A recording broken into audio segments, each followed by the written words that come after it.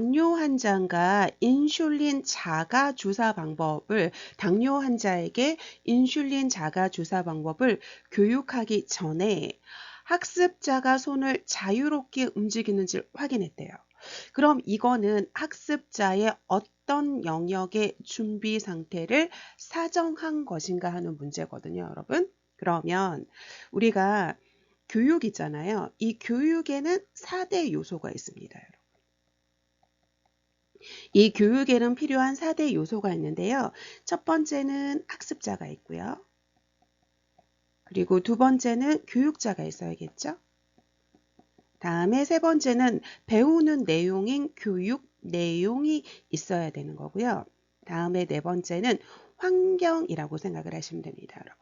그래서 우리가 교육의 4대 요소에는 학습자, 교육자, 교육 내용, 환경이 있다라고 생각을 하시면 되거든요. 그런데 이 학습자 요인 중에서 가장 중요한 건 바로 뭐냐면 학습 동기라는 것도 여러분들이 알고 계셨으면 좋겠거든요, 여러분. 우리가 이 학습 동기가 있어야지만 학습에 적극적으로 참여하는 거거든요. 우리가 뭐 국가고시 합격이라던가 이런 학습 동기가 있어야지만 학습 교육에 적극적으로 참여하고 그래야지만 우리 교육 목표 달성이라는 이런 목표 달성도 할 수 있는 거거든요. 그래서 학습자 요인에서 가장 중요한 건 학습 동기고요. 다음에 학습하기 전에 이 학습자의 준비 상태를 사정해 봐야 되는 거거든요, 여러분. 학습자의 준비 상태를 알아봐야 됩니다, 여러분. 사정해 봐야 돼요. 그럼 이 학습자의 준비 상태를 알아봐야 되는데 첫 번째는 신체적인 준비 상태도 알아보고요. 다음에 두 번째는 정서적인 준비 상태도 알아보고요. 다음에 세 번째는 경험적인 준비 상태도 알아보고요. 다음에 마지막으로 이렇게 지식적인 준비 상태도 알아본다고 생각하시면 되거든요. 그러면 여기에서 보시면 이 내면적인 준비 상태는 정서적인 준비 상태에 이렇게 포함되는 거라고 생각하시면 됩니다, 여러분. 그러면 여기에서 문제에 보시면 인슐린 자가 주사 방법을 교육한대요. 그럼 여러분 이렇게 주사를 이렇게 놓으려면 손가락을 움직일 수 있어야 되잖아요. 손을 움직일 수 있어야 되는 거잖아요. 그러니까 인슐린 자가 주사 방법을 교육하기 전에 이 환자가 여기 있는 환자가 손을 자유롭게 움직일 수 있는지, 이 손을 사용할 수 있는지를 확인했대요. 그럼 이거는 신체적인 준비 상태를 확인한 거라고 생각을 하시면 되죠, 여러분. 그래서 36번의 답은 5번이고요. 다른 것도 조금 보시면 여러분 여기서 보시면 정서적인 준비 상태라는 건 뭐 불안도가 심하지는 않는지 학습 동기가 있는지 뭐 이런 마음적인 거를 살펴보는 건 정서적인 준비 상태고요. 이 경험적인 준비 상태라고 하는 건 지금 이 교육을 받기 전에 뭐 주사하는 방법을 이렇게 교육 받아본 경험이 있는지 이런 거를 살펴보는 거고요. 다음에 이 지식적인 준비 상태라고 하는 건 기본적인 이 지식의 정도가 어느 정도인지를 살펴보는 거라고 생각하시면 되겠습니다. 그래서 36번의 답은 5번이라고 보시면 되겠습니다.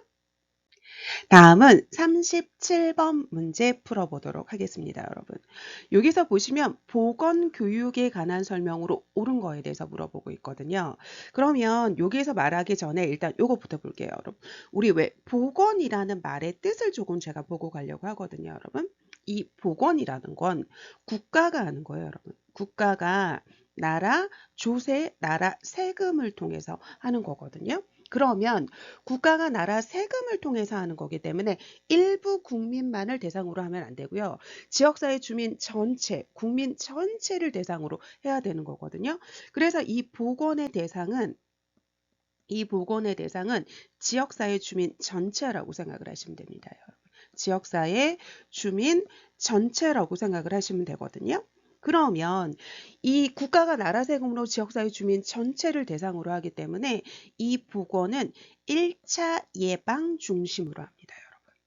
왜 그러는 거냐면 나라 세금으로 지역사회 주민 전체의 건강을 위해서는 질병을 예방하고 건강을 유지하고 건강을 증진해야지 2차 예방인 조기 발견, 조기 치료라면 돈이 너무 많이 들고요. 다음에 재활로 넘어가면 지역사회 주민 전체의 건강이 안 되는 거잖아요. 되게 심각한 상황으로 가는 거잖아요. 그러니까 우리가 이 보건은 질병 예방, 건강 유지, 건강 증진의 이 1차 예방 중심으로 한다고 생각하시면 되거든요. 그러면 보건교육의 정의를 보시면 보건이라고 하는 건 제가 뭐라 그랬냐면 국가가 나라 세금으로 지역사회 주민의 질병 예방, 건강 유지, 건강 증진을 위해서 교육을 통해서 보건에 대한 이 보건 건강에 대한 지식을 변화시키고요. 그리고 태도를 변화시키고요. 결국은 행동의 변화까지 가고자 하는 게 바로 뭐냐면 보건 교육이라고 한다고 생각하시면 됩니다, 여러분. 그러면 우리 하나하나 살펴볼게요, 여러분. 교육의 목표는 포괄적으로 작성하면 안 되죠, 여러분. 우리가 나중에 교육을 시행을 하고 난 다음에 평가를 해야 되잖아요, 여러분.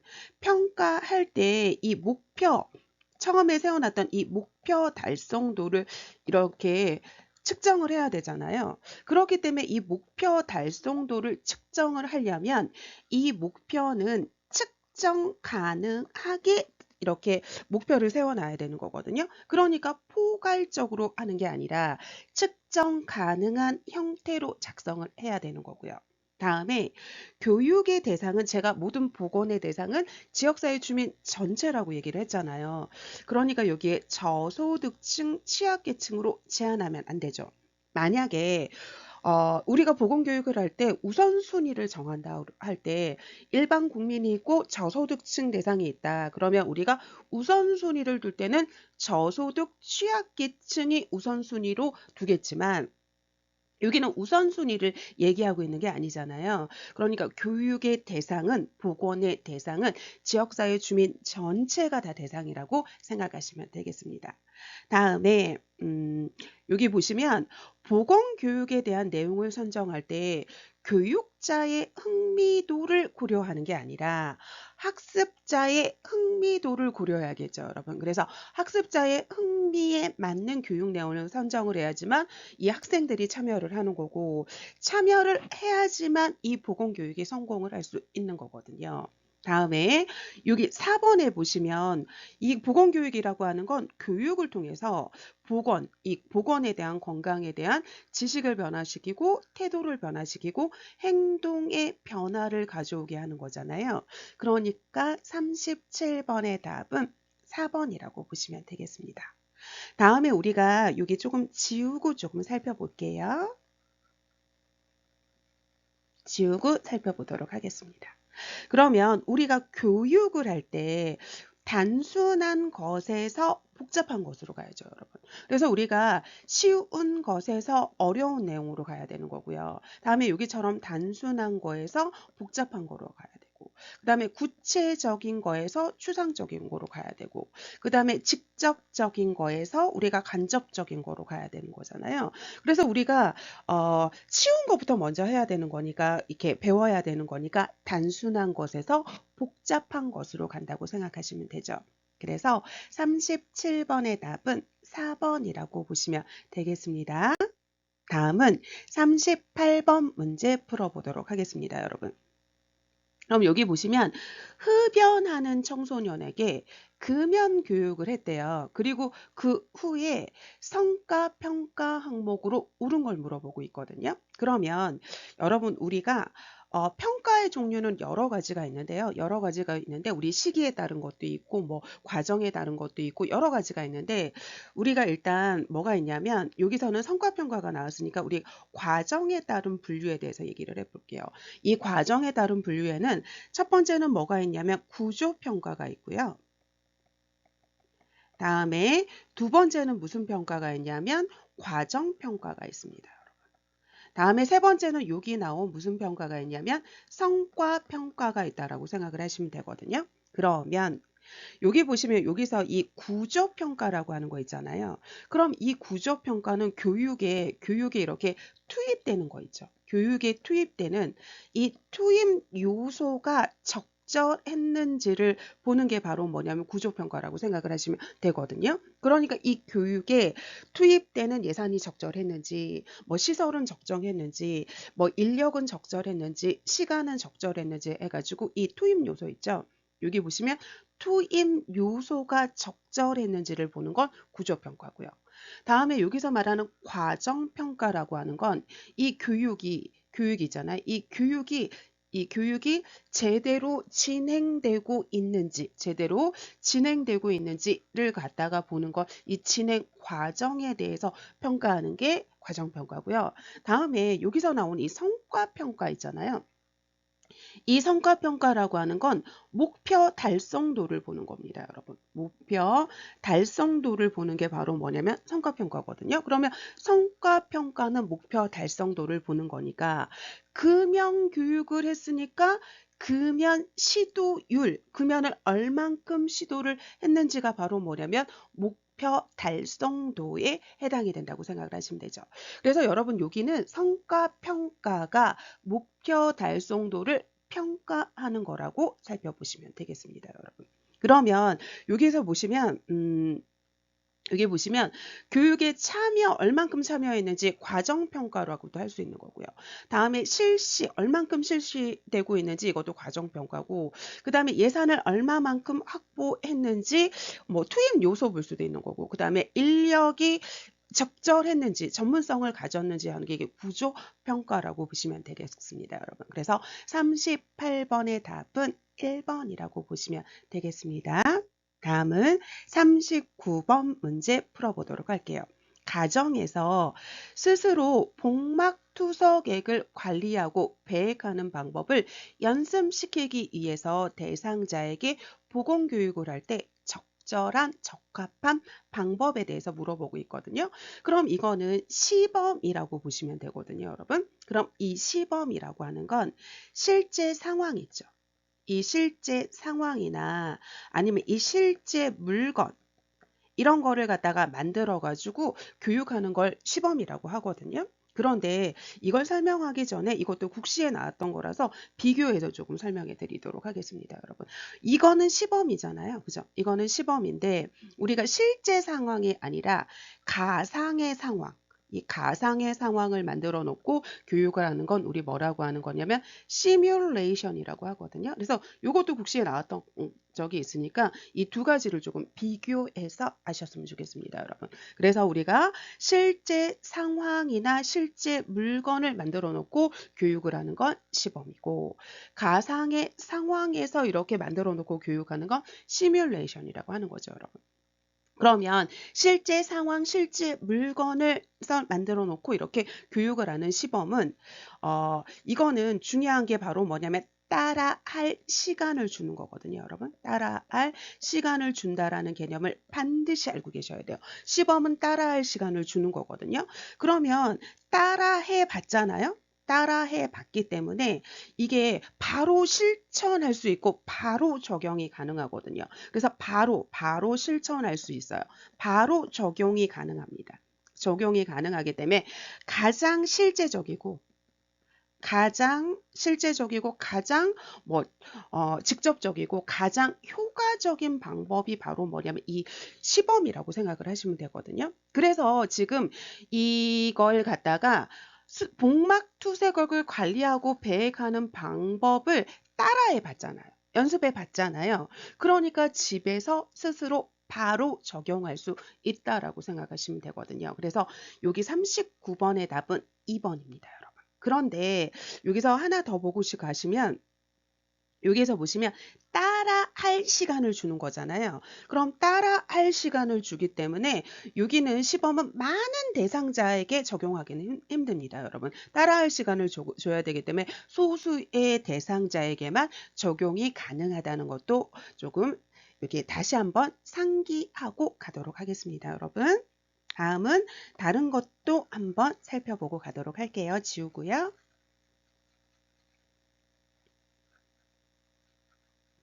지우고 좀 살펴보도록 하겠습니다. 그러면 우리 강의라고 하는 건 이 강의는 한 명의 교육자가 많은 많은 대상자에게 교육을 하는 거잖아요. 그러니까 짧은 시간에 많은 대상자에게 교육 내용을 전달할 수 있으니까 시간적으로나 아니면 경비 면으로 봤을 때 가장 경제적이고 효율적인 방법이 강의죠, 여러분. 그런데 한 사람의 교육 상태나 그런 거를 고려할 수 없기 때문에 교육의 질적인 면에선 조금 낮다라고 생각을 하시면 되고요. 다음에 이게 쌍방향 의사소통이 아니기 때문에 아무래도 일방적으로 교육을 전달하는 방법에 해당이 되고, 그리고 이게 보시면 그때는 이 교육할 때는 금방 알았는데 이렇게 시간이 지나고 나면 금방 잊어버리는 그런 단점이 있는 것도 강의라고 생각을 하시면 되죠.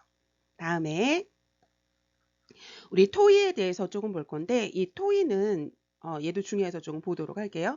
이 토의는 크게 제가 두 가지로 볼 거거든요. 두 가지로 볼 건데 우리가 집단 토의라고 하는 게 있어요. 이 집단 토의랑 똑같은 말로 우리 그룹 토의라고도 얘기를 하거든요. 다음에 우리 분단 토의라고 하는 것도 있죠. 분단 토의. 이 분단 토의를 우리 용육 토의 또는 용육 학습이라고도 하고요. 6명씩 나눠서 이렇게 토의하도록 하는 거라서 용육 학습이라고 하고, 이렇게 6명 짝지어 가지고 이렇게 토의하도록 하면 굉장히 시끄럽잖아요. 그래서 이걸 와글 학습이라고도 합니다, 여러분. 와글와글 학습이라고 하고, 이걸 똑같은 말로 버즈 섹션이라고도 얘기를 하거든요. 이 버즈라는 말이 우리가 거기 왜 라디오 같은 거 주파수 맞출 때 이게 주파수가 안 맞으면 찌지지지 거리는 거 있잖아요. 그게 버즈거든요. 그러니까 와글와글 학습이나 비슷한 뜻이라고 생각을 하시면 돼요. 다음에 섹션이라고는 나누는 거니까 지금 66 이렇게 6명씩 나누어서 하는 거니까 버즈 섹션이라고 한다고 생각하시면 되거든요. 그래서 이 집단 토의랑 분단 토의 이렇게 두 가지를 조금 비교해 볼 거예요, 여러분. 그런데 여기 보시면 이 집단 토의라고 하는 건 한 10명에서 한 20명 정도의 대상자가 참여를 해서 자유롭게 자신의 의견을 얘기를 하는 겁니다, 여러분. 자유롭게 자신의 의견을 발표를 하고 이 의견을 서로 교환하는 방법이거든요. 이 참여한 대상자가 전부 다 자유롭게 자기 의견을 얘기하고 이 의견을 서로 교환하는 방법이에요. 그렇기 때문에 이 집단 토의는 가장 민주적이고 내 의견을 얘기하니까 가장 능동적인 보건교육 방법을 찾으세요 하면 집단 토의거든요. 그래서 집단 토의는 민주적이고 능동적인 방법입니다, 여러분. 그런데 여러분들이 여기서 잘 틀릴 수 있는 포인트가 뭐냐면 여기가 집단이라는 말에 넘어가면 안 되거든요. 이 집단 토의는 많은 대상자에게 적용을 할 수 없어요. 그래서 우리가 소수의 인원에게만 적용이 가능하거든요. 그래서 한 10명 내지 20명에 이렇게 소수의 인원에게만 적용이 가능한데 자유롭게 의견을 교환해야 되기 때문에 많은 대상자의 의견을 다 들을 수는 없잖아요. 그러니까 이 집단이라는 말에 넘어가서 많은 대상자에게 적용이 가능하다는 말이 나오면 그건 틀린 겁니다. 다음에 오히려 이 분단 토의가 많은 대상자에게 이렇게 적용이 가능하거든요. 왜냐하면 6명씩 이렇게 분단을 나눠가지고 토의하도록 하고 난 다음에 그 분단의 대표가 나와서 발표를 하고 이 전체 회의에서 그걸 결정하는 방법이기 때문에 오히려 많은 대상자에게 적용이 가능한 건 분단 토의고요. 다음에 소수에게 적용이 가능한 건 집단 토의라는 걸 꼭 알고 계셨으면 좋겠습니다, 여러분. 다음에 여기서 나는 사례 연구라고 하는 건 뭐 개인을 사례 연구를 할 수도 있는 거고 가족을 단위로 해서 이렇게 사례 연구를 할 수도 있는데 이 사례 연구로는 그 사례 연구 대상자에게 개별적이고 포괄적으로 이렇게 간호 제공 같은 거를 해서 연구하는 걸 갖다 우리 뭐라고 하는 거냐면 사례 연구라고 한다고 생각하시면 되겠습니다. 다음은 40번 문제 풀어보도록 하겠습니다. 다음에서 설명하는 보건행정의 특성에 대해서 보고 있거든요. 그럼 이 보건행정의 정의에 대해서 보도록 하겠습니다, 여러분. 제가 보건이라고 하는 건 국가가 나라 세금으로 하는 거기 때문에 대상이 지역사회 주민 전체라 그러잖아요. 대상이 지역사회 주민 전체가 대상이 되는 거죠, 여러분. 그리고 이 지역사회 주민 전체가 대상이기 때문에 제가 이 1차 예방 중심으로 한다고 했습니다, 여러분. 그렇기 때문에 이 보건행정이라고 하면 보건이잖아요. 그럼 국가가 나라 세금으로 지역사회 주민 전체의 질병을 예방하고 건강을 유지하고 건강을 증진하기 위한 공적인 이런 공적인 행정활동을 우리 뭐라고 하는 거냐면 보건행정이라고 한다고 생각하시면 됩니다. 그럼 이 보건행정의 특징은 여기 나온 요게 다 보건행정의 특징에 해당이 되거든요. 그러면 우리 지역사회 주민 전체의 질병 예방, 건강 유지, 건강 증진을 하기 위해서는 이 전체의 이 질병 예방, 건강 유지, 건강 증진을 하려면 많은 내용을 담아야 되잖아요. 그럼 이 많은 내용을 담을 수 있는 건 보건교육이에요, 여러분. 이런 보건교육의 방법을 주된 방법으로 사용을 하거든요. 그래서 보건행정을 전달하는데 이런 보건교육의 방법을 주된 방법으로 사용을 하기 때문에 교육성 맞는 답이고요. 다음에 이게 나라 세금으로 지역사회 주민 전체의 건강을 위한 거잖아요. 그러니까 우리가 과학적이고 기술적인 방법을 적용해야 되니까 과학성도 보건행정의 특징입니다. 다음에 우리 모든 보건사업의 성공의 열쇠는 모든 보건사업의 성공의 열쇠는 지역사회 주민의 적극적인 참여입니다. 여러분. 지역사회 주민의 적극적인 참여가 있어야지만 보건사업은 성공을 하거든요. 국가가 나라 세금을 투여해가지고 이렇게 보건사업을 하는데 이 지역사회 주민이 조금밖에 참여를 안 하면 세금 낭비잖아요. 그러니까 이 보건사업이 성공을 하려면 지역사회 주민이 적극적으로 참여를 해야지만 보건사업이 성공하는 거거든요. 그렇기 때문에 우리가 지역사회 주민의 적극적인 참여를 조장해야 되니까 조장성도 보건행정의 특징입니다. 다음에 이 보건행정의 특징은 양면성도 있거든요. 이 양면성도 있는데 이 양면성에서 조금 더 살펴보면요, 여러분, 우리가 이 보건행정은 지역사회 주민 전체에게 제공하는 공적인 행정 활동이잖아요. 그러니까 우리가 국민의 보건을 위해서는 법적인 이런 규제 같은 것도 필요합니다. 그런데 이 법적인 규제도 필요하지만 우리가 보건의료사업, 이 보건사업이 이렇게 성공하기 위해서는 우리가 보건사업의 이런 자율성 같은 것도 우리가 보호해 줘야 되거든요. 그럼 규제와 자율이라는 이런 양면적인 걸 다 가지고 있기 때문에 우리가 이 양면성도 보건행정의 특징이고요. 다음에 마지막으로 이 공공성 있잖아요. 이 공공성은 지역사회 주민 전체를 대상으로 하기 때문에 이게 지역사회 주민 전체 국민 모두가 사용하는 공공재의 성격을 가지고 있거든요. 이게 바로 공공성입니다, 여러분. 그러면 40번에 보시면 공공의 복지와 집단의 건강을 추구하고 보건의료 서비스는 사회 경제적 특성상 여러 사람이 사용하는 공공재의 성격을 띈다고 하거든요. 그러니까 공공재의 성격을 띠는 건 공공성이라고 생각을 하시면 되죠. 그래서 40번의 답은 5번이라고 보시면 되겠습니다. 다음은 41번 문제 풀어보도록 하겠습니다. 우리 보건소 설치의 근거가 되는 법을 물어보고 있거든요. 그러면 우리가 1956년도에 보건소법이 제정이 됐습니다. 여러분.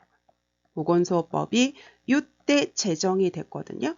그래서 이 1956년도에 보건소법이 제정이 되면서 구마다 보건소가 설치가 되는 근거가 된 거거든요. 그런데 얘가 1995년에 지역보건법으로 개정이 됐죠, 여러분. 지역보건법으로 개정이 됐습니다. 그래서 현재 보건소는 이 지역보건법의 영향하에 있는 거거든요. 그렇기 때문에 이 보건소 설치의 근거가 되는 건 현재니까 바로 뭐냐면 지역보건법, 1995년대에 개정된 지역보건법이라고 생각하시면 되거든요. 그러니까 41번의 답은 3번이라고 보시면 되겠습니다. 그런데 이것도 중요해서 다른 것도 조금 살펴보고 가도록 할게요. 살펴보고 가도록 할 건데 우리 보건복지부가 있잖아요. 보건복지부가 있죠. 그 다음에 요 밑에 시도가 있고요. 그 다음에 치, 군, 구가 있고요. 그 다음에 면이 있고요. 그 밑에 리나, 섬이나 우리 도서, 벽지가 있다라고 생각을 하시면 되죠. 그럼 이럴 때 여기 보건복지부는 중앙보건행정기구에 해당이 되는 거고요. 다음에 여기 시도랑 리나, 섬까지는 우리가 지방보건행정기구에 해당이 되는 거잖아요. 그런데 요럴 때 구마다 보건소가 있죠. 구마다 보건소가 있고요. 다음에 보건소가 없는 읍면에는 우리가 보건지소가 있는 거죠. 그 다음에 리나 섬이나 이런 도서 벽지에는 보건진료소가 있는 거죠. 보건진료소가 있는 거잖아요. 그런데 우리가 너무 중요한데 이 보건소랑 보건지소는 1995년도에 개정된 지역보건법의 영향을 받습니다. 여러분. 지역보건법.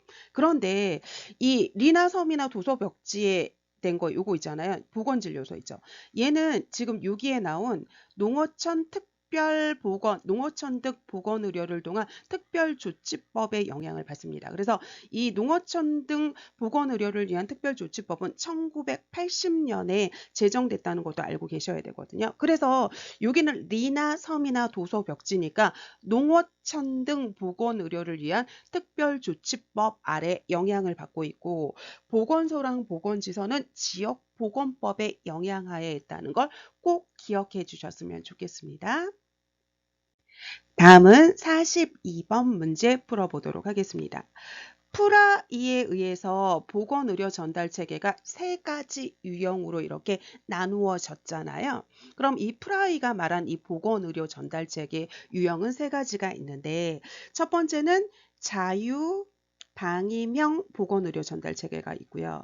다음에 두 번째는 사회 보장형 보건의료 전달체가 있고요. 다음에 마지막으로는 우리가 사회 주의형 보건의료 전달체가 있죠. 그래서 프라이가 얘기한 우리 보건의료 전달체계 유형에는 자유방임형, 사회보장형, 사회주의형 이렇게 세 가지가 있다라고 생각하시면 됩니다.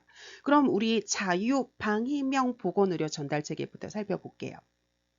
그럼 얘는 우리나라라던가 아니면 일본이라던가 미국 같은 나라가 선택한 이 보건의료 전달 체계거든요. 그럼 여기서 키포인트는 여기 보시면 자유방임이에요. 그래서 여기는 자유시장 경제 원리에 따른 겁니다, 여러분. 자유시장 경제 원리에 따른다고 생각을 하시면 돼요. 그럼 얘는 여기서 보시다시피 이 시장 경제 원리에 따른 거잖아요. 그러니까 우리가 뭐냐면 국가의 간섭을 최소화하고요. 민간이 주도하는 거라고 생각을 하시면 돼요. 민간이 주도하고요. 이 시장 경제 원리에 따르기 때문에 우리가 이윤 추구가 목적입니다, 여러분. 이윤 추구가 목적이고요. 그리고 이거는 자유방위명이잖아요. 그럼 자유방위명이기 때문에 개인의 선택의 자유가 있습니다, 여러분. 선택의 자유가 있어요. 그래서 내 맘대로 병원을 선택하고 내 맘대로 의사를 선택할 수 있는 개인의 선택의 자유가 있거든요. 그러면 보세요, 여러분.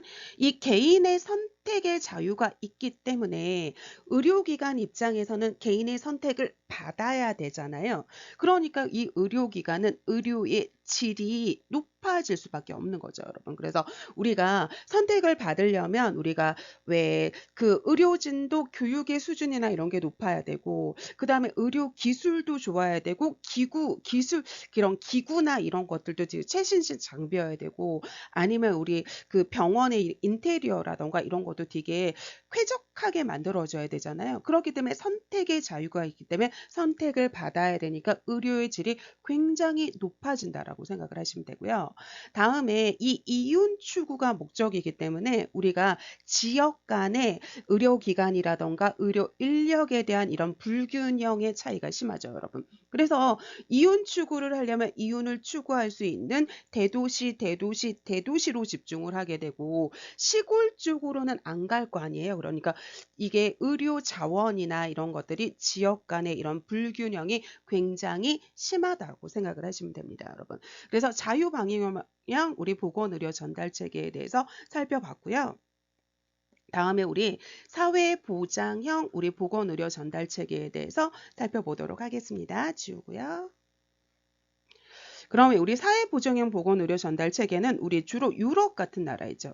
영국이라던가 독일이라던가 아니면 뉴질랜드라던가 이런 그런 유럽 국가에서 하는 건데, 이 사회보장형은 바로 뭐냐면 국가가 주도를 합니다, 여러분. 국가가 주도를 하고, 그래서 우리가 전 국민에게 무료로 이렇게 보건의료가 제공이 돼요, 여러분. 무료로 제공이 되거든요. 그러면 여기에서 주로 사용하는 게 바로 뭐냐면, 여기서 선택하는 게 주로 인두제를 선택을 하거든요. 그래서 왜 사람의 머릿수만큼, 그러니까 의사가 나를 선택한 그 나를 선택한 그 사람의 머릿수만큼 이렇게 매달 이렇게 페이를 받습니다, 여러분. 페이를 받기 때문에 이 의료인의 민감성이 떨어져요, 여러분. 의료인의 열정, 이런 민감성이 떨어져요. 왜냐하면 내가 열심히 하지 않아도 그냥 내가 날 선택한 이런 인원수, 머릿수만큼 봉급을 받기 때문에 민감성이 떨어지거든요. 그래서 열의가 떨어져서 의료의 질적인 면에서 조금 낮고요. 다음에 민감성이 떨어지기 때문에 자기에게 조금 힘든 환자라고 하면 막 이렇게 우리가 2차 의료기관, 3차 의료기관에 막 의뢰하려는 경향이 증가해요. 그래서 우리가 2차나 3차 의료기관은 의뢰되는 환자가 너무 많아서 대기하는 기간이 굉장히 긴 것도 이런 단점 중에 하나고요. 그리고 이런 인도제를 선택을 하기 때문에 환자가 안 와도 나는 매달 그 월급을 받거든요. 그러니까 여기 있는 의료진들의 입장에서 보면 환자가 안 오는 게 더 좋은 거예요. 그렇기 때문에 한 번 왔을 때 완벽하게 이렇게 얘기를 해서 질병을 예방할 수 있는 방법을 이렇게 자세히 얘기해 주거든요. 그러니까 여기는 우리 질병 예방에 포커스를 둬요. 질병 예방에 포커스를 두고요.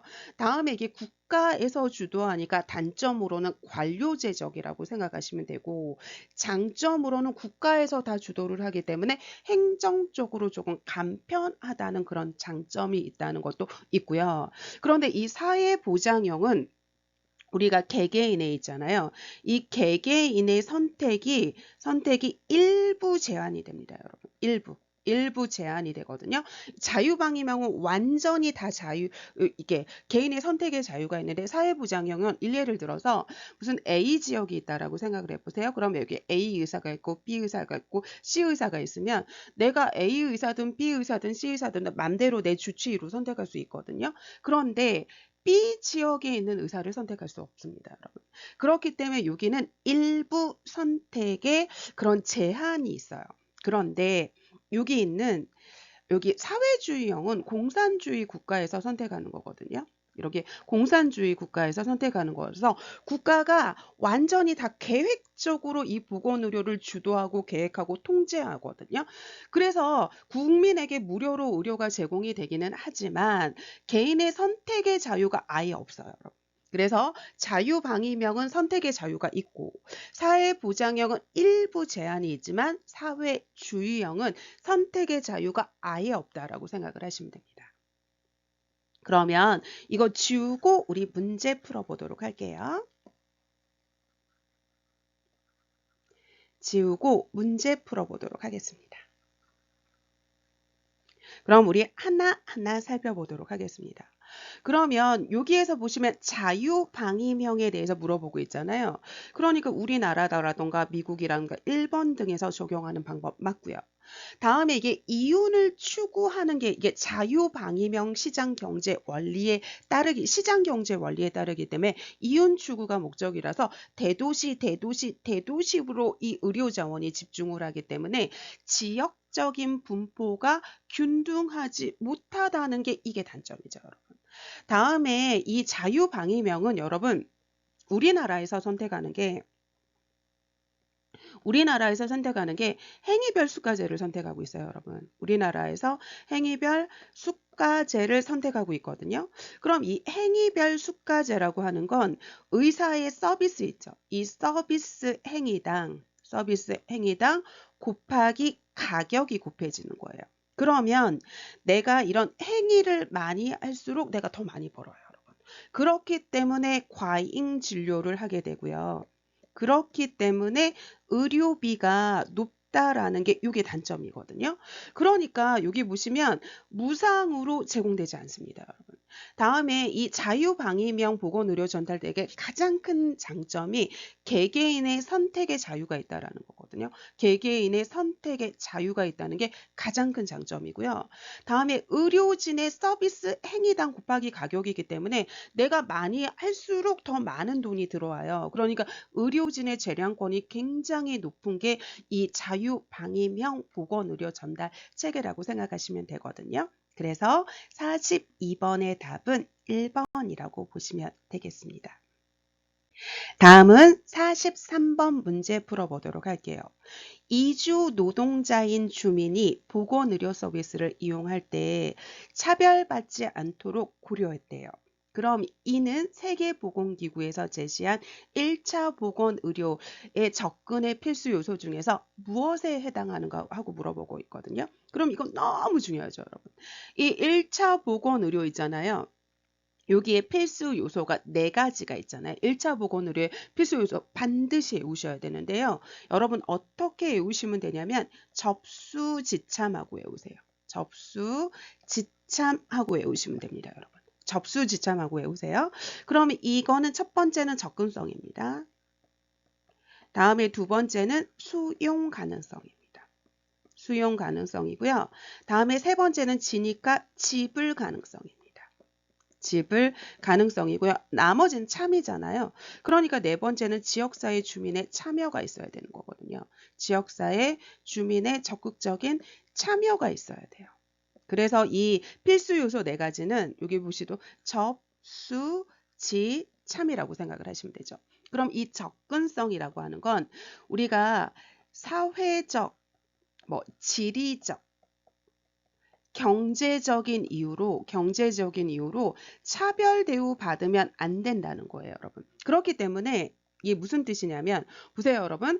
사회적으로도 접근이 가능해야 되고 어떤 이유든 지리적으로도 가까이 있어가지고 접근이 가능해야 되고 경제적으로 내가 못 산다고 해서 접근이 안 되면 안 되고 접근이 가능해야 돼서 이 접근성이라고 하는 건 사회적으로도 지리적으로도 경제적으로도 이렇게 접근이 가능해서 이렇게 사회적인 이유로 지리적인 이유로 경제적인 이유로 차별받으면 안 된다는 얘기고요.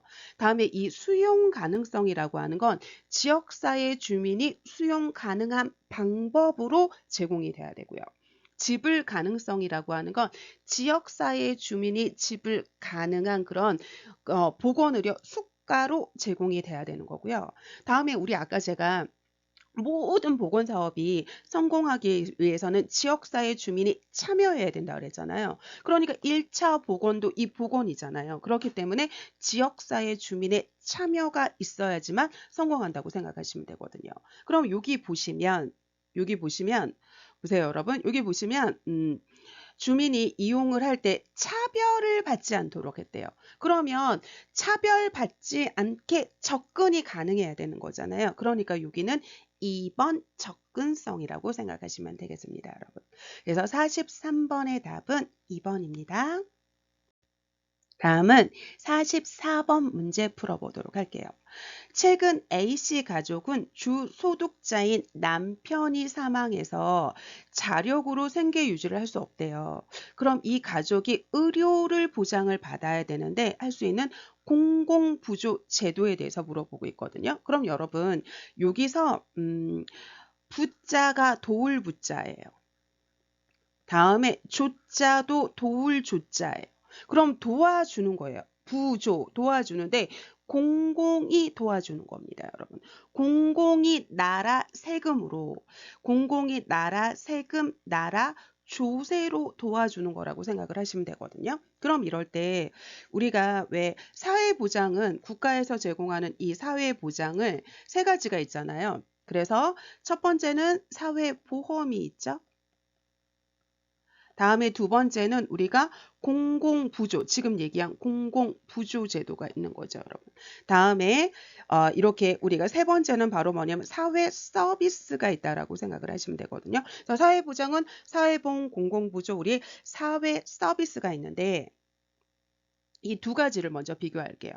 이 사회보험은 소득 능력이 있는 국민한테 해주는 거고 보험의 원리를 적용해서 해주는 거고요. 이 보험이기 때문에.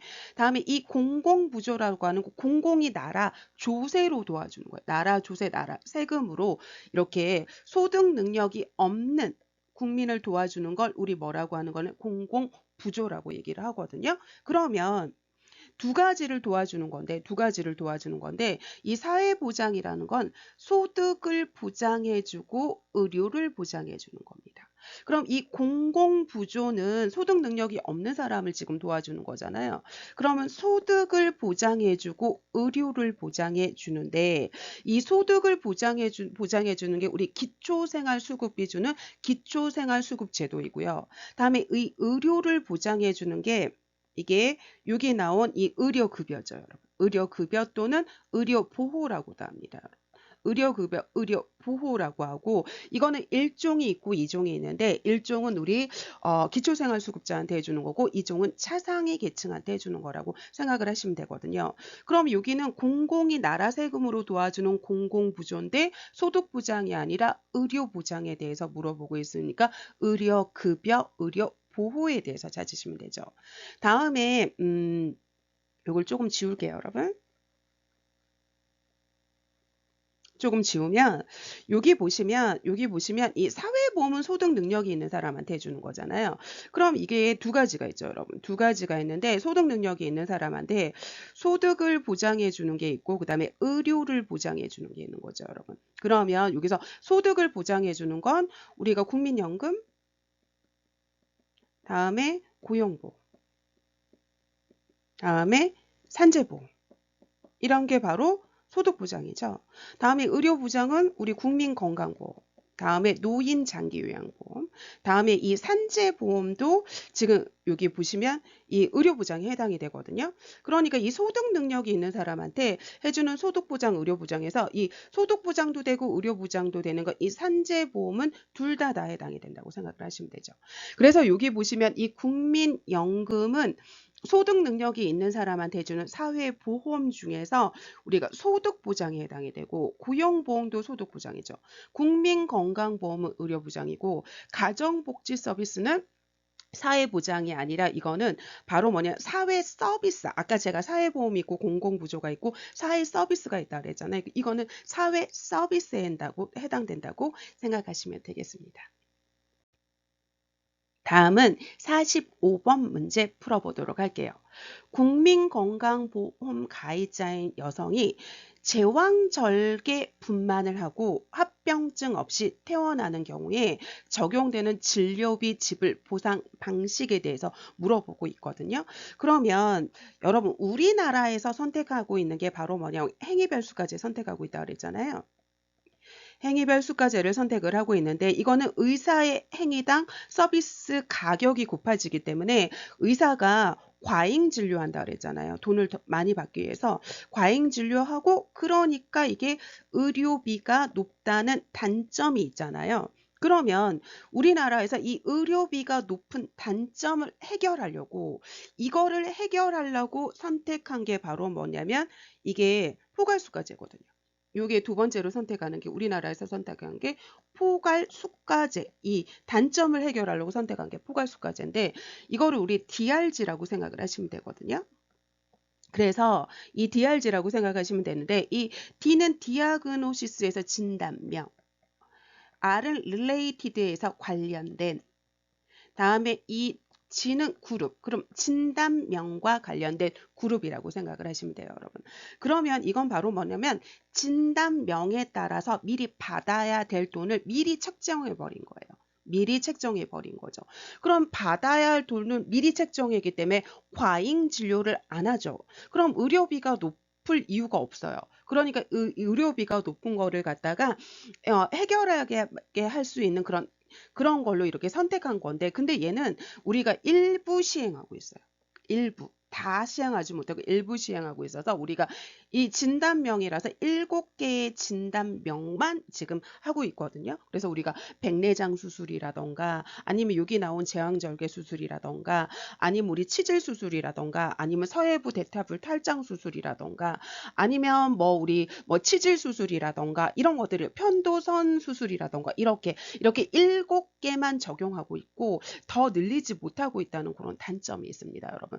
그리고 이 포괄수가제 같은 경우에는 요거는 포괄수가제는 진단명을 이렇게 딱 넣어버리면 그 돈이 그냥 나오잖아요. 그렇기 때문에 행정적으로 굉장히 간편합니다.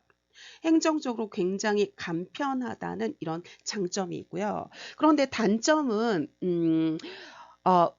이 행정직이 의료진을 좀 간섭해요. 그래서 뭐 제왕절개 수술을 했다고 생각을 해보세요. 그럼 이 정해진 날에 이렇게 퇴원을 해야 되는데 이 대상자가 약간 감염이 있어서 퇴원을 못하고 있으면 이게 거기 행정을 대신하는 데서 이렇게 전화가 와요. 전화가 와가지고 지금 그 환자 퇴원해야 될 텐데 왜 퇴원 안 하고 계세요 하면서 이렇게 행정직이 이렇게 의료진을 간섭하기도 하고요. 그리고 병원에서 이렇게 합병증이 나타날 우려가 있는 사람을 이렇게 기피하는 그런 단점도 있다라고 생각하시면 됩니다. 그럼 우리 하나하나 살펴보도록 할게요. 그러면 신의료 기술이 도입이 촉진되지 않죠, 여러분. 이거는 신의료 기술이 촉진되는 건 이 행위별수까지예요. 왜냐하면 얘는 행위별수까지는 서비스 행위당 곱하기 가격이 곱해지잖아요. 그럼 신의료기술을 도입해도 그럼 이게 병원 홍보 효과도 있고 해가지고 많은 선택을 받기 때문에 우리가 이런 서비스 행위를 더해서 그만큼 돈을 받을 수 있기 때문에 이 신의료기술이 촉진이 되는데 포괄수까지는 받을 돈이 딱 정해져 있어서 그 돈밖에 못 받습니다, 여러분. 그렇기 때문에 신의료 기술을 도입할 리가 없습니다, 여러분. 다음에 의료 비용을 사전에 예측할 수 있어요. 왜냐하면 진단명에 따라서 딱 미리 정해진 돈이 정해져 있습니다, 여러분. 다음에 여기 보시면 행정적인 업무 절차가 간단합니다. 그래서 이 진단명만 넣으면 딱 얼마가 나와요, 여러분. 다음에 이거는 미리 이렇게 딱 받아야 할 돈이 정해져 있기 때문에 과잉 진료할 필요가 없죠, 여러분. 다음에 여기 보시면 요거 조금 지우고 볼게요, 여러분. 얘도 조금 중요해서 이것도 자체로 시험 문제 나온 적이 있어가지고 5번도 조금 살펴보도록 할게요. 그럼 보시면 이렇게 보험자 측과 이 진료자 측이 보수 총액을 정해서 계약하는 걸 이걸 총액 계약제라고 하거든요. 총액 계약제라고 해가지고 얘가 바로 뭐냐면 지불자 측과 진료자 측이 만나가지고 1년 단위로 이 받아야 될 보수 총액을 정하는 거예요. 이게 총액 계약제인데 우리나라가 이렇게 시도를 했다가 실패한 거거든요. 그런데 왜 이게 잘 안 되는 거냐면 1년 단위로 이렇게 협상을 해야 되기 때문에 교섭하는데 이렇게 진료자 측이랑 지불자 측이 이렇게 교섭을 이렇게 협상을 이끌어내는데 약간 어려움이 있어가지고 그게 조금 단점이라고 생각하시면 됩니다, 여러분. 그래서 45번의 답은 2번이라고 보시면 되겠습니다. 다음은 46번 문제 풀어보도록 하겠습니다. 다음 설명에서 해당하는 의미에 대해서 물어보고 있어요. 그러면 기온, 기습, 기류의 온도를 종합한 체감 온도를 물어보고 있잖아요. 그리고 여기 잠깐만요. 글씨가 좀 안 보여가지고 여기 보시면 보세요. 그래서 기온, 기습, 기류의 요소를 종합한 체감 온도고 여기 포화 습도와 정지 공기의 상태에서 느끼는 온감과 동일한 온감을 주는 거라고 얘기를 하고 있거든요. 그러면 여러분 보세요. 그러면 이게 답이 감각 온도거든요. 이게 감각 온도인데 여기 보시면 이 감각 온도라고 하는 건 우리가 기온, 기습, 기류라고 생각을 해보세요, 여러분. 그럼 이럴 때 만약에 기온이 되게 높아요. 그런데 지금 바람이 많이 불어요. 그러면 조금 약간 선선하죠, 여러분. 내가 감각하는 그런 온도가 서늘할 거 아니에요. 그런데 기온은 조금 낮은데 습도가 굉장히 높으면 내가 굉장히 덥게 느껴지잖아요. 그럼 이 기온, 기습, 기류를 종합해서 내가 체감하는 감각 온도인 거예요. 내가 느끼는 체감하는 감각 온도죠. 그래서 온도가 높은데 바람이 불면 선선하게 느껴지고 온도는 낮은데 습도가 높으면 더 덥게 느껴지고 이렇게 내가 체감하는 감각 온도라고 생각하시면 되거든요. 그래서 46번의 답은 1번이라고 보시면 되고요. 다음에 다른 것도 조금 살펴보도록 할게요, 여러분. 우리 불쾌지수도 되게 중요하거든요. 그럼 이 불쾌지수라고 하는 건 기온과 기습 딱 두 가지 보는 거죠, 여러분. 이 두 가지를 보는 건 불쾌지수인데, 그래서 이 기온 기습을 우리 DI, 이 불쾌지수를 우리 DI라고 얘기를 하잖아요. 그런데 이거 수치도 반드시 외우셔야 되거든요. 만약에 DI가 75 이상이다. 75 이상이다 그러면 여기서 여러분들이 뭘 보시면 돼? 여기 5의 포인트를 주세요. 5. 그럼 75 이상이다 그러면 우리가 50% 이상의 사람이 불쾌감을 느끼고요. 다음에 DI가 80 이상이다 그러면 거의 모든 사람이 이렇게 불쾌감을 느낀다고 생각을 하시면 됩니다, 여러분. 그래서 75면 5니까 50% 이상의 사람이 불쾌감을 느끼고 80 이상이면 거의 모든 사람이 불쾌감을 느낀다는 것까지 외우셔야 됩니다, 여러분. 다음에 우리 최적 온도에 대해서도 조금 살펴볼게요, 여러분. 우리가 이 최적 온도를 다른 말로 우리 뭐라고 하냐면 우리가 지적 온도라고도 합니다. 지적 온도라고도 하거든요. 그러면 여기에서 키포인트가 이 최적이에요, 여러분. 최적. 그래서 우리가 가장 이상적으로 최적으로 느끼는 온도인 거예요. 가장 이상적인 온열 조건이라고 생각을 하시면 되거든요. 가장 이상적인 온도라고 생각을 하시면 됩니다. 그런데 이 가장 이상적인 온도인 최적 온도는 뭐 성이라던가 연령이라던가 아니면 뭐 의복이라던가 아니면 작업의 강도에 따라서 조금 달라지기는 합니다, 여러분. 왜냐하면 우리가 작업의 강도가 조금 낮은 강도에서 작업했을 때 내가 가장 이상적인 온도랑 다음에 우리가 작업의 강도가 높았을 때 이상적인 온도는 다르잖아요. 그러니까 이런 거에 따라서 조금 달라진다고 생각을 하시면 됩니다. 다음에 우리 카타 냉각력이라고 하는 건 이 냉각력이죠. 냉각력.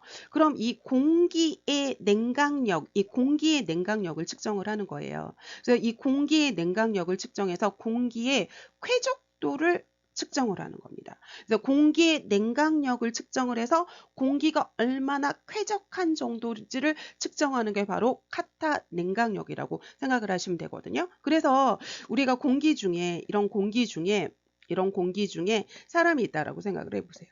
그럼 이 사람이 36.5도씨의 체온을 가지고 있잖아요. 그럼 이 36.5도씨 이 피부 표면에서 열이 손실되는 이 냉각력을 측정을 해서 공기의 쾌적도를 측정하는 게 카타 냉각력이라고 생각하시면 됩니다.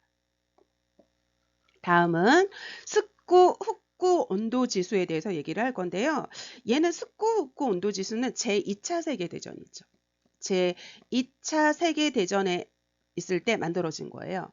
그럼 이 2차 세계대전에 우리가 더운 지역 있죠. 이 더운 지역에서 작전하는 미군 있죠. 이런 미군의 이 온열 질환을 갖다가 예방하기 위해서 이렇게 만든 그런 온열 지수라고 생각을 하시면 되거든요. 그래서 미나드가 만든 겁니다, 여러분. 그래서 세계 제2차 대전에 이런 더운 지역에서 작전하는 미군의 온열 질환을 갖다가 예방하기 위해서 만든 건 습구, 흡구, 온도 지수라고 생각하시면 됩니다. 그래서 여기는 1번 감각 온도라고 생각하시면 되겠습니다. 다음은 47번 문제 풀어보도록 할게요. 수질 오염 지표에 관한 설명으로 옳은 걸 물어보고 있거든요. 이거 너무너무 중요하거든요, 여러분. 그러면 이거 너무너무 중요한데 첫 번째 이 수질 오염 지표에서 여러분들이 DO 반드시 하셔야 되죠. DO. 이거는 물속에 녹아있는 산소의 양을 얘기를 합니다. 물속에 녹아있는 산소의 양이거든요. 그럼 우리가 차가운 물에는 뽀글뽀글 이렇게 기포가 있잖아요. 그럼 산소가 많다는 거예요. 그렇기 때문에 우리가 이 차가운 물에 산소가 많거든요. 그렇기 때문에 이 차가운 물이 DO가 높습니다. 다음에 우리가 깨끗한 물일 땐 DO가 높겠죠. 이게 물속에 녹아있는 산소의 양이니까 DO는 깨끗한 물일 때는 DO가 높고 오염된 물일 땐 DO가 낮아진다고 생각을 하시면 되죠. 그래서 1번에 보시면 오염도가 높으면 산소가 없겠죠. 그러니까 DO는 낮아지죠. 증가하는 게 아니라. 다음에 식물성 플랑크톤이 급격히 증식하면 물속의 산소를 소비해버려요. 그러면 물속의 산소가 없어지죠. 그러니까 DO는 낮아집니다, 여러분. 다음에 DO를 봤고요. DO를 봤고요. 다음엔 우리 뭐를 볼 거냐면 우리 BOD에서 봅시다, 여러분. BOD. 그러면 이 BOD는 여러분들이 어떻게 생각을 하시면 이게 바이오라고 생각을 하시면 돼요. 바이오. 그래서 이 BOD는 생물학적 산소 요구량이라고 생각을 하시면 됩니다. 생물학적 산소 요구량이라고 생각을 하시면 되거든요. 그러면 이 바이오, 이 생물, 미생물이에요. 미생물. 그러면 우리가 물속의 유기물, 물속에 있는 이 더러운 유기물이 이 미생물에 의해서 분해될 때 필요한 산소의 양을 얘기를 하거든요. 그럼 여러분 우리가 BOD가 높다는 건 물속의 유기물을 이렇게 분해하는데 미생물이 많이 들어갔다는 거거든요. 그럼 미생물이 많이 들어갔다는 건 그만큼 물이 오염됐다는 거죠. 그러니까 BOD가 높다는 건 오염된 물이라는 거예요, 여러분. 오염된 물이라는 거고요. 다음에 우리 요것도 있지만 우리 뭐가 있냐면 COD라고 하는 거잖아요. 그럼 이게 C가 케미컬이에요. 케미컬, 화학이라고 생각을 하시면 돼요. 화학이라고, 케미컬 화학이라고 해서 화학적 산소 요구량이라고 생각을 하시면 되거든요. 그러면 우리 아까 물속에 이 유기물 더러운 물질이 아까는 미생물에 의해서 분해됐다면 여기는 약 있죠. 이 화학인 산화제에 의해서 산화될 때 요구되는 산소의 양이거든요. 그럼 COD가 높다는 건 그만큼 약품이 많이 쓰였다는 거예요. 그럼 그만큼 약품이 많이 쓰였다는 건 오염된 물이겠죠. 그러니까 BOD가 높고 COD가 높다는 건 오염된 물이거든요. 그러니까 DO랑 BOD랑 COD는 반대되는 개념이라고 생각하시면 됩니다. 그래서 좀 지우고 볼게요. 보세요. 여기 보시면 DO는 물속에 녹아있는 산소의 양이니까 DO가 높으면 깨끗한 물이죠. 그죠? 그런데 우리가 BOD가 높으면 더러운 물이고 COD가 높으면 더러운 물이잖아요. 얘는 지금 오염된 물이잖아요. 그런데 DO가 높은 건 깨끗한 물인 거잖아요. 그러니까 얘랑 지금 이 DO랑 BOD랑 COD는 반대라고 생각을 하시면 됩니다. 그러면 DO가 높으면 BOD는 낮다. 맞죠? 반대니까. 그런데 COD가 높으면 더러운 물이죠. 다음에 이 BOD가 낮으면 깨끗한 물이거든요. 깨끗한 물이에요. 그죠? 그러면 유기물, 물속에 이 유기물이 덜 포함된 거죠, 여러분. 유기물이 많아야지 이 유기물을 이렇게 분해하는데 미생물이 많이 들어가는 거잖아요. 그럼 유기물이 적으면 얘를 분해하는데 이 미생물이 적게 들어가요. 그러면 이 미생물이 적게 들어갔다는 건 물속에 이 더러운 물질인 유기물이 적다는 거거든요, 여러분. 그러니까 47번의 답은 3번이라고 보시면 되겠습니다. 다음은 48번 문제 풀어볼게요. 여기 보시면 여기 먹는 물의 수질 기준에 대해서 물어보고 있어요. 그럼 이 먹는 물에서 일단 첫 번째는 우리 무색, 색깔이 없어야 되고 무미, 아무 맛도 안 나야 되죠. 무취여야 되는 거죠. 여러분. 이 무취여야 되는데 그런데 여기에서 예외는 있죠. 염소 소독으로 인한 냄새는 괜찮죠, 여러분. 얘는 괜찮은데 이거 외에 다른 냄새나 뭐 색이나 이런 거 있으면 안 되죠. 다음에 두 번째로 알아야 될 건 pH 외우셔야 되거든요. 그래서 pH는 5.8에서 이거의 반대 8.5죠. 그래서 5.8에서 8.5 아셔야 되고요. 다음에 이제 세 번째로 아셔야 될 게 너무너무 중요한 대장균 아셔야 되죠, 여러분. 우리가 대장균 수에 대해서 알고 계셔야 되거든요. 그러면 이 대장균이 왜 중요하냐면 이 대장균이 분변성 오염 지표거든요. 분변성 오염 지표예요. 그래서 어떤 물 수질 검사를 하던 우리가 100cc를 떴을 때 거기에 대장균이 하나라도 있으면 그건 분변으로 오염된 거거든요. 그렇기 때문에 이 대장균은 물 100cc 있죠. 이 100cc를 떴을 때 전혀 검출이 되면 안 돼요. 하나라도 검출이 되면 그건 분변으로 오염된 물이라고 생각을 하시면 되거든요. 다음에 마지막으로 여러분들이 하나만 더 알고 계시면 되는데 일반 세균 아셔야 돼요. 일반 세균 아셔야 되는데 이건 어떻게 이해하시면 되냐면 우리 몸에도 안 좋은 세균도 있지만 좋은 세균이 존재를 하잖아요. 그렇기 때문에 우리 물에 안 좋은 세균도 있지만 우리가 인체에 해롭지 않은 세균도 있거든요. 그러니까 우리가 세균이 아예 없는 건 존재하지 않아요. 그러니까 우리가 이 몸에 해롭지 않은 세균도 있기는 있거든요. 그러니까 그 아예 세균이 존재하지 않는 물이라는 건 없으니까 우리가 이 일반 세균이 1리터 중에서 100 이하이면 괜찮습니다, 여러분. 이게 100 이하이면 괜찮다고 생각을 해서 이 네 가지 정도 외우시면 절대 거의 안 틀립니다, 여러분. 그러면 우리 하나하나 살펴보도록 할게요. 그러면 우리 이런 거 몰라도 찾을 수 있어요. 그러니까 조금 이따 보고 불소 암모니아 질성 총 트리오 멜라탄 요거 몰라도 돼요. 몰라도 되고 답이 나오거든요. 그러면 우리 봅시다, 여러분. 그럼 일단 일반 세균 꼭 외우셔야 되잖아요. 그럼 일반 세균은 1cc당 100 이하여야 되는 거죠. 그러니까 얘 틀렸죠, 여러분. 다음에 대장균은 100cc를 떴을 때 전혀 검출이 되면 안 되잖아요. 그러니까 답은 5번이죠. 그래서 우리가 얘 네 가지만 알면 다른 거 몰라도 답이 나와요. 근데 답은 볼게요, 여러분. 그럼 불소는 15가 아니라 1.5. 다음에 암모니아 질소는 5가 아니라 0.5. 총 트리하울 물레터는 1이 아니라 0.1인데 이거 모르셔도 답은 나옵니다, 여러분. 그래서 답은 5번입니다. 다음은 49번 볼게요. 버섯의 식중독의 원인 독소에 대해서 물어보고 있거든요. 그럼 우리 이게 자연독에 대해서 자연독소에 대해서 지금 물어보고 있는 거잖아요. 그럼 이 자연독은 일단 첫 번째로 여러분들이 이 두 가지는 그냥 외우셔야 돼요. 두 가지는 외우셔야 되는데 보고독이랑 감자독은 여러분들이 그냥 외우셔야 되거든요. 그래서 이 보고독은 우리가 테트로도톡신이라고 하죠, 여러분. 우리가 보고독은 테트로도톡신이라는 거 외우셔야 되고요. 다음에 감자독은 우리가 솔라닌이라고 하잖아요. 요거 외우셔야 됩니다, 여러분. 다음에 두 번째는 제가 만들어 드린 걸 외우시면 돼요.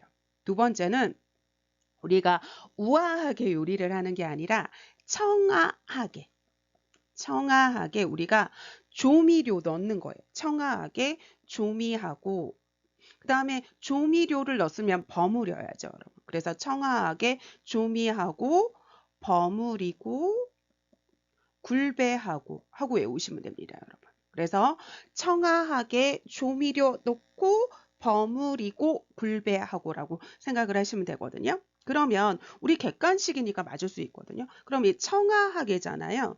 그러면 청매, 어린 매실이라고 하거든요. 그럼 얘의 독은 아미그달린입니다. 아미그달린. 이 아자로 시작해요. 다음에 이 조미한다고 했잖아요. 그럼 조개의 독은 미틸로톡신입니다. 미자로 시작돼요. 미틸로톡신이라고 하고요. 미틸로톡신입니다. 다음에 버무리고잖아요. 그럼 버섯의 독은 무스카린입니다. 무스카린. 다음에 굴배하고잖아요. 그러니까 굴의 독은 베네루핀입니다. 베네루핀. 그래서 우리 주관식 아니라 객관식이기 때문에 앞 글자만 알아도 되거든요. 그럼 버무리고잖아요, 여러분. 우리 버무리고죠. 버무리고. 그러면 무자 찾으면 돼요. 무. 그래서 무스카린 답은 몇 번이냐면 4번이라고 보시면 되겠습니다. 그래서 우리가 청아하게 조미하고 버무리고 굴배하고 외우시면 됩니다. 이 제가 만들어 드린 거랑 그리고 이 보고독, 테트로도톡신, 감자독, 솔라닌은 외우셔야 되고요. 다음에 마지막으로 50번 문제 풀어보도록 할게요. 작업 환경의 유해 요인 중에서 화학적인 요인에 대해서 물어보고 있거든요. 그럼 우리 세균은 우리 병원체죠, 여러분. 병원체 요인에 해당이 되는 거죠. 병원체 요인에 해당이 되고 이 온도라던가 진동이라던가 이 이상기압 있죠. 기압. 보세요. 온도, 진동, 기압은 물리적인 요인에 해당이 되죠. 물리적인 요인에 해당이 되고 지금 나온 이 가스가 화학적인 요인에 해당이 되잖아요. 그러니까 50번의 답은 4번이라고 보시면 되겠습니다. 여러분 긴 시간 동안 수고 많으셨고요. 우리 다음 시간에 공중보건 문제 살펴보도록 하겠습니다. 수고 많으셨습니다.